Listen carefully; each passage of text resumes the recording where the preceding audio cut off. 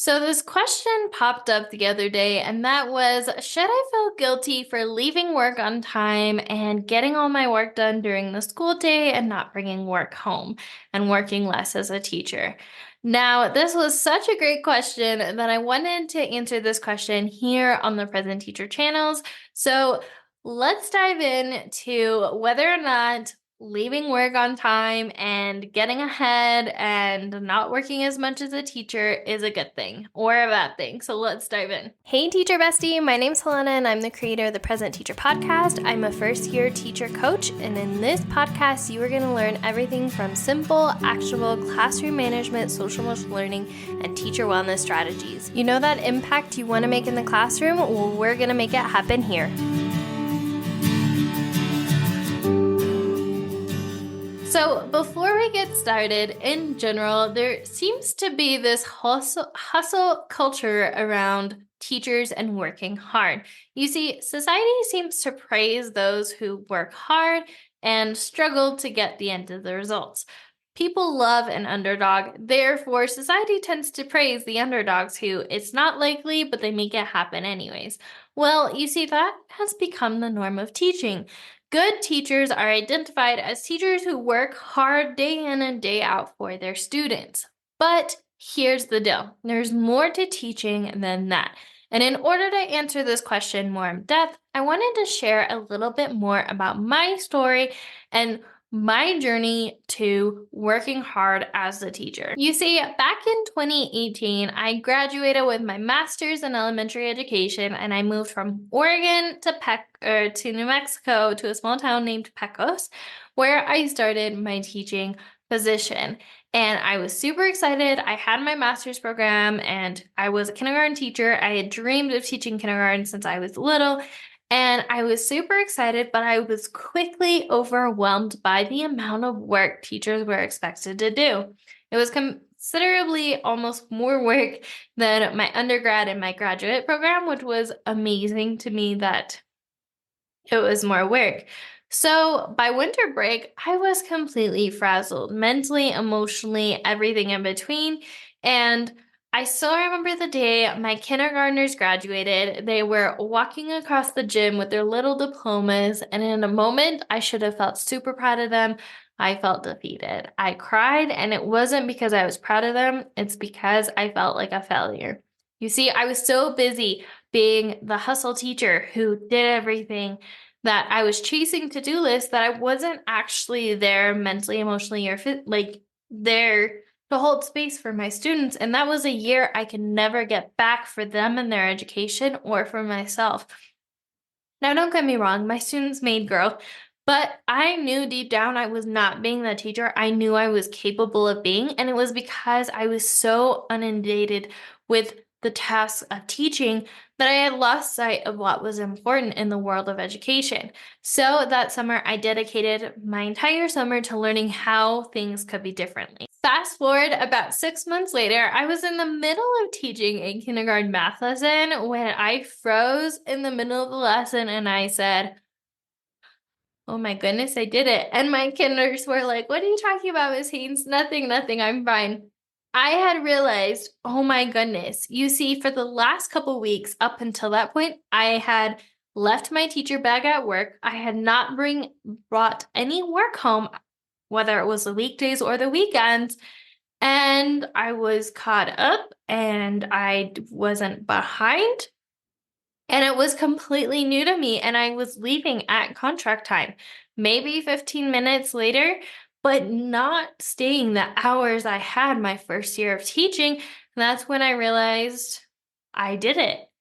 You see, I didn't know it was possible that teachers didn't hustle or couldn't hustle or didn't have to hustle. I just thought that was the norm because that was the culture we lived in. And I didn't start thinking otherwise until I started noticing other teachers in my building leaving at contract time. They never brought work home. They didn't work on the weekends. They didn't come out early and they didn't stay late. And I started to ask myself, how can I be like them? If they can do it, I can do it too. I need to figure this out.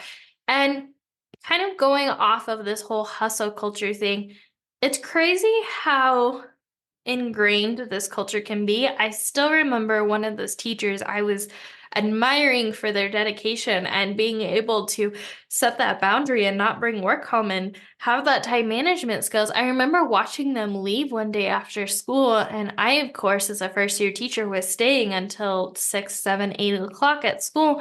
And I remember one of my fellow teachers came up to me and said, "Yeah, she clearly doesn't care about our students if she's leaving this early." And it's no wonder that we are so, tempted to stay late.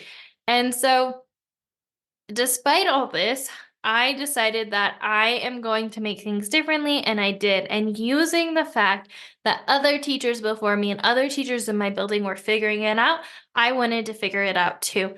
I wanted to be that teacher that other teachers didn't like because they were leaving on time.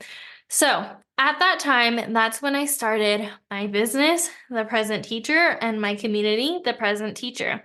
At this time, I had a podcast, I had an email list, I was using social media, I was creating content, I was creating PPT resources because at the time, this was right around COVID-ish. And so there weren't a lot of digital resources, and my particular district didn't have one-to-one devices yet. So I had to come up with these resources for my grade level. Either way, I had to figure out how to manage it all while working on a business and working at school, but I had to figure out how do I get all of that done in under 10 hours a week? Because the reality was, if I stayed late teaching, I didn't have time for my business and I didn't have time to work on that. I had to figure out how to shorten my business time to 10 hours a week, maybe an hour or two after school during the work week, and then weekends were with my husband and boyfriend. So, regardless, I learned how to get everything done in a short amount of time. I learned about batching. I learned about Pomodoro. I learned about all these amazing things, your energy levels throughout the week. And I learned how to do that. And I was batching months in advance of content. And then I started to wonder, could I apply this to my teaching career? And I did. And the crazy thing is, it worked. Don't get me wrong, it didn't work right away. I had to tweak some things, but regardless, it worked. So let's go back to the question. Should you feel guilty for leaving work on time, not bringing work home? And that is, my story is, when I first figured it out, I felt guilty. I felt like I was cheating the system, like I was a bad teacher because I had figured out how to get my work done in a short amount of time. I remember thinking, this is supposed to be hard. I'm cheating if I make this easy. It's not fair that I found a way to make teaching easier when others are struggling. But you see, along my journey, I've discovered there are three different kinds of teachers. There's the teacher A, who's a super organized team member that we love to have on our team. There's the teacher B, who I like to think as organized chaos. They have their own systems, and from the outside, it's a bit chaotic, but they get their system. And then enter teacher C. And if you're here listening to this video, pretty sure you're like me and you're teacher C. Teacher C are those teachers that think there has to be a more efficient way to do things. We're not lazy. We like to find systems to make things easier. And if that is you, welcome. You're exactly where you're meant to be. I'm a teacher C. So again, going back to this time, during this time, I was wondering if I should make things harder because it was easier for me and it wasn't fair to others. Now that's silly. So I'm going to walk you through the process I took to change my mindset, and that is transitioning my mindset. So the first thing I asked myself is, how can I see things differently? How can I see me not working as hard as a teacher as a good thing? Now, how can I see me not staying late as a good thing? And the first thing I ask myself is, what good things will come if I have more time for other things? And that's where I started listing out all the benefits to me having more time throughout the week for other things. The first thing was, I had more time at the time to help teachers online. I showed up better and more energetically for my students because I wasn't frazzled from working all the time. I had better relationships outside of work, which all of these combined led to me pouring more into my students. So actually, it was very cyclical and it benefited my students and it came back around. So for me, it's a very good thing that I wasn't working as much. Now, the next question I ask myself is what comes up for me that makes me think I don't deserve having more time? I know that's a heavy question, or I'm going to say it again. What comes up for me that makes me think I don't deserve having more time? And these are the thoughts that came up for me in this moment. One, I'm not smart enough. I'm not smart enough to figure this out. I shouldn't be smart enough to make teaching easy. Who am I to figure that out? The second one is I haven't worked hard enough. Like I need to struggle. I need to be that underdog who like turns it around. The third thing is teaching has to be hard. I see it on social media all the time. Teaching has to be difficult. And with all that being said, here's what you can do to change these is you can ask yourself, what can I look at to show that these are not true, that they're a lie? So one, I'm not smart enough to figure this out. And how can I look for examples in the real world that change that? And for me, I'm not smart enough turns into those teachers are doing it and I feel like I'm just as smart as them. So if they can do it, I can too. I haven't worked hard enough. I have worked very hard and I don't need to struggle to be good at my job. You can just be good at your job because you are. The third thing, it has to be hard. Teaching doesn't have to be hard, it gets to be fun. Look at the teacher down the hallway who's having a blast teaching. Look at those teachers who have been teaching for 20 years and can't imagine doing anything else. Teaching gets to be fun. All of these, I could turn and shift how I was looking at teaching and the benefits to leaving work on time and having more time outside of teaching. And so during my experience, I was then asked by the next thing was I was asked by other teachers, how are you doing this? I remember I was walking down the hallway, and at this time I was teaching second grade, and this teacher down the hallway stopped and asked me, hey, I noticed that you never bring work home and you leave at contract time and you come here right before contract time. What's your secret? How do you do it? That's when I realized other teachers need this information too. I could be that teacher that could share what worked for me and what might work for them, and that it is possible. Because if I can do it, I'm no smarter than you. I'm not, I didn't work harder than you. It wasn't harder for me than it was you. I'm like, if it worked for me, it can work for you. And so that's when I started creating resources online. So, with all that being said, if I were a new teacher wanting to start saving time, here's what I would do. The first thing I would do is do a time audit. So, a time audit is you're looking at all the tasks you're doing throughout the week. Maybe you realize that you're spending a lot of time on email. Maybe, you keep track of all the times that you're, responding to families, you're planning, all that. And then after you have a time audit, you're going to look at your systems. So these are the systems that I particularly like to focus on, and all the teachers that I coach and help, these are the systems I show them that they should audit and look at to fine tune and make better. And that is classroom management, communication, grading and data, planning and prepping, and organization.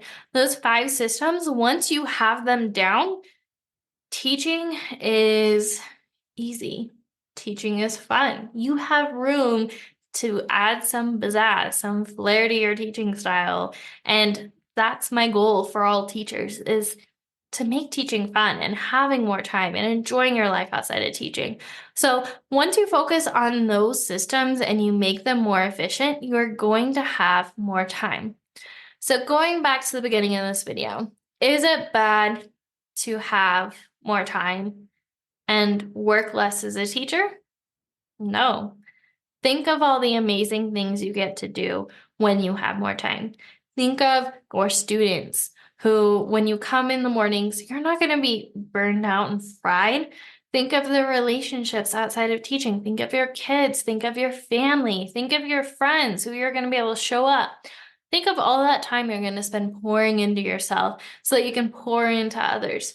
Think of the businesses you might be starting or the hobbies you might be doing and the impact or the volunteer hours or whatever you're passionate about, putting that out into the world because you have time. So, to summarize, I don't think it's bad that you have more time and that teaching gets to be easy. I think it gets to be easy because you are smart enough, you are worth it, and you are capable of it. And just because we live in this hustle culture that praises hard work doesn't mean that you're not working hard. You're just being smart with your time and you're organizing the stuff to be easier and more efficient. And as a society, we should be praising efficiency, not necessarily the hustle and the grind and making things harder on ourselves. So if you find yourself wanting to dive deeper into this, remind yourself that you are worthy, you are smart enough, you are capable. I'm a nobody. I mean, I love myself. I'm awesome. But I'm not smarter than you. I don't work harder than you. I'm not more determined than you. I'm a normal, average human being. And if I can do it, you can too. That teacher down the hallway, if they can do it, you can too. So if you find yourself wanting to dive deeper into learning how to leave work on time, to consistently not take work home, to not overwork, to have that space, that freedom, that ease, to love teaching and want to do it long term, I have some couple of resources for you. The first one is I have an ultimate prep guide, and inside this guide, I answer all the questions that I get, the top 10 questions I get about saving time as a teacher and efficiency and time management and organization and everything in between. So I recommend checking that out. And the next thing I recommend checking out is in the future, I will be opening up the Leaving Work on Time course. This is where I walk through a cohort of students or teachers. Sorry, they're my students. They're teachers, but they're students. Teachers on how to figure out those systems to set them up to save them time during the school year so they can have that freedom to start businesses, to be present family members, to make an impact inside and out of the classroom. So if that's what you're interested in, I would love to have you join us inside. I will go ahead and put the wait list in the description. So, final thoughts. You are worthy. It's not bad if you are on your journey of, if I could go back and tell myself anything, it'd be, it's not bad that you're looking for a way to be teacher C and make things more easy and effortless and efficient. That's a good thing. And welcome to the journey. You're going to get there, because if I can get there, I didn't think it was possible for me. If you told first year teacher me that I would be here, I wouldn't believe you. I didn't know it was possible. I thought those people that did it were better than me, and here I am helping other teachers do it. So it's possible for you. All right. As always, remember, we are stronger together, and I will see you in the next one, teacher bestie. Bye.